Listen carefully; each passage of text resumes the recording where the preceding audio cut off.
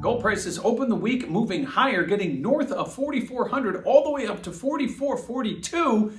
Yes, making a new all-time high in gold prices. We did see a modest pullback into the close, closing around 4,430, but a lot going on. Obviously, elevated geopolitical tensions in the Middle East causing a little bit of the short-term move higher in gold. However, taking a step back, since mid-November, gold's up about 10%, so this move didn't happen overnight. It's been happening steadily over the last month or so, again, culminating in today's close at 4,430, higher to start the week and a new all-time high close. Now, what does this mean for volatility?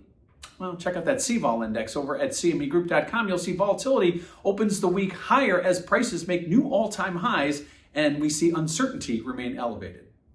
Lastly, let's talk about positioning. What are speculators doing? Well, as of December 9th, and we still are playing catch-up from the CFTC and their positioning reports, but as of December 9th, we see speculators adding back to their net long positioning. Recall, back in October, we saw speculators exiting their net longs, and now we're starting to see them gather more steam, adding back to their net long positions as they head into year end.